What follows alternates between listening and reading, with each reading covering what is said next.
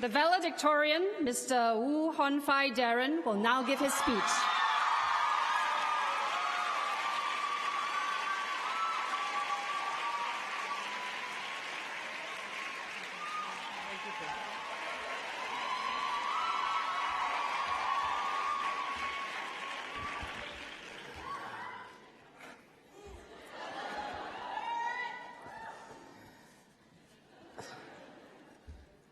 Mr. Pro-Chancellor, graduates, ladies and gentlemen,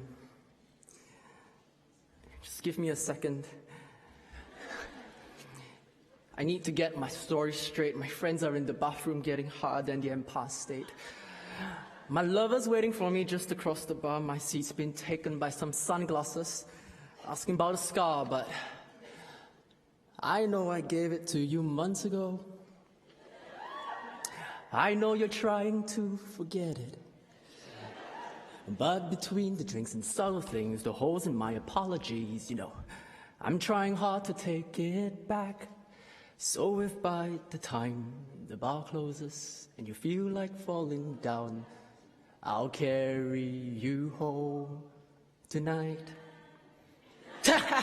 Sorry.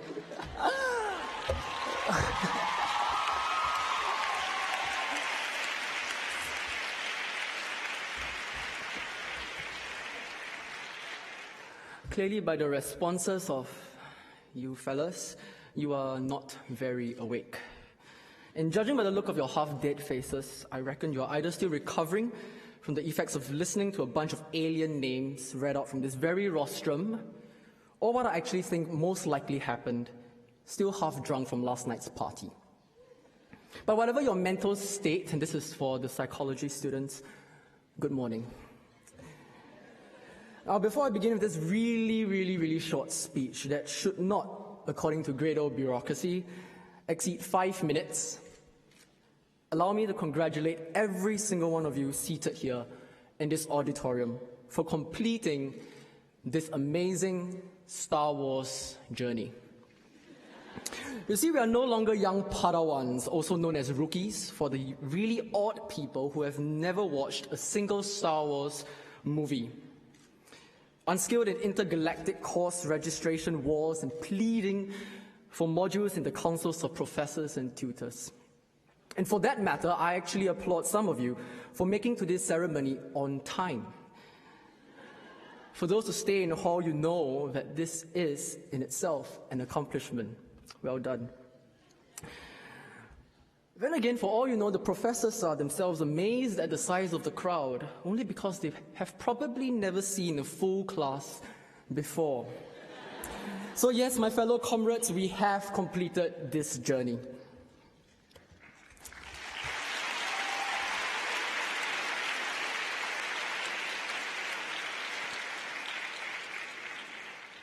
It is a great honor to stand before you as your valedictorian, even though I know some of you did not vote for me. God bless you nonetheless. But for the other equally deserving candidates, namely Pok Yen from the Chinese division, Wen Jie from economics, Adele from English, Hazel from linguistics, and Hong Yuan from psychology.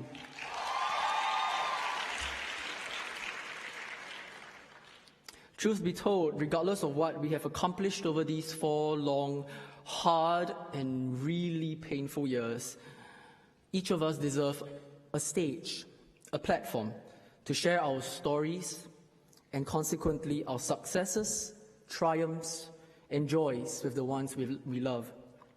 I urge you that in the next short few moments, you begin to reflect on this journey, because your testimony will one day inspire another to do the same. Change can begin with us. And I sound like Barack Obama. I liken the journey we have taken to the way we first picked up a sport or a skill. To begin, I'm not an excellent squash player. For that matter, I don't really think I'm a good player. I never received any formal training, neither did I train competitively. In fact, I slowly learned short variations, footwork, and other tactics from library books, YouTube, and Wikipedia. It's kind of ironic that in such a setting such as this, where brilliant minds are gathered together, I actually say I learn from YouTube and Wikipedia, even though we are told never to cite them in our essays and academic papers. But it's true, and you know that. You probably read Wikipedia and wrote your essay just based on that. Books, YouTube, and especially Wikipedia are like our profs on the go. Our thoughts and opinions have been trained, molded, and shaped by the very words and lessons from these old, deadish resources. What more for our dear young and, most importantly, living professors? And even if we haven't learned anything concrete in the modules, we learned what persevering through hardship at 2 a.m. because the paper is due tomorrow, how to fake a 6,982-word essay to be 3,000 words, and especially for the hall residents, what going to school really means. Oh yes, such lessons and skills are precious and deeply appreciated. So here's to our dear profs. Thank you for everything. Yes, even the flogging and pushing of our mental boundaries to an almost complete psychological meltdown, especially during the FYP season. We appreciate you and all that you have done for us.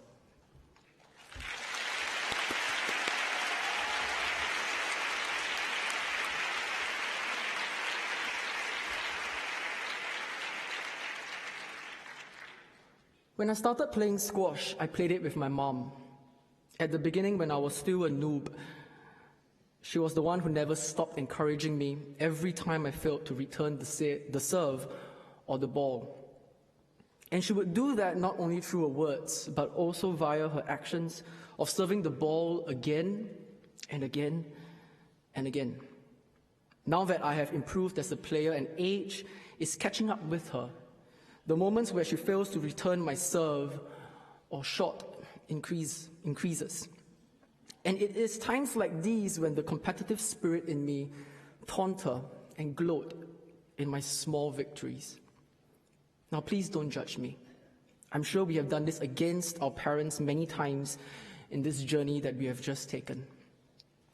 But taking cue from an old Middle Eastern proverb which goes, honor your father and your mother, that your days may be long in the land. Today, as we celebrate this joyous occasion, let us not forget our parents who by their very hands and words molded us and shaped us to the people we are today.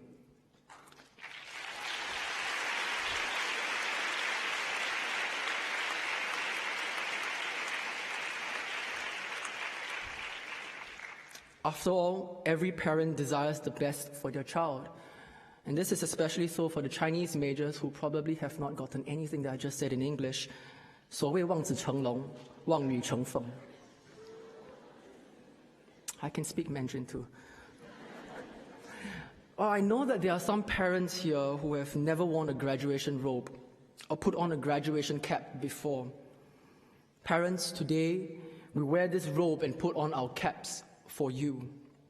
This occasion is yours as much as it is ours. Today we honor you and we want to say, Dad, Mom, we love you. Fellow graduates, please join me and rise to your feet to salute our parents with a clap of honor.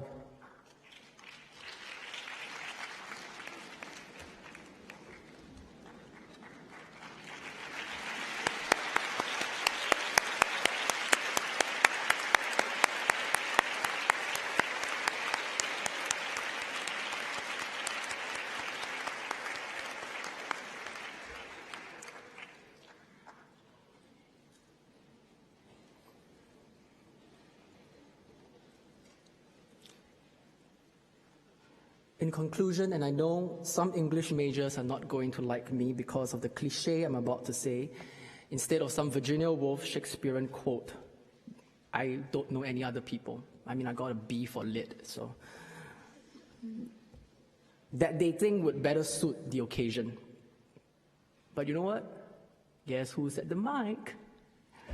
So, whatever you think, here goes.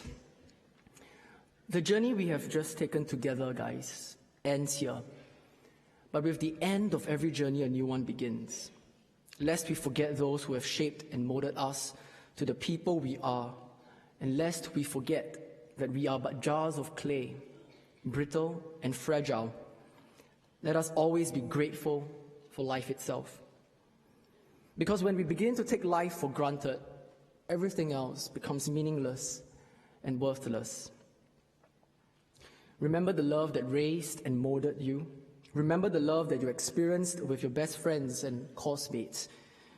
And for those who are waiting for the BTO flats, remember the love you share between both of you.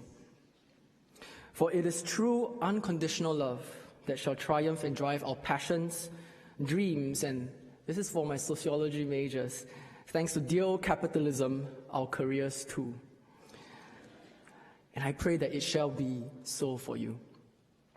Once again, I congratulate each and every one of you for completing this remarkable journey. And to my sociology batchmates, you guys have been an amazing companion. To God be all glory forever. Thank you.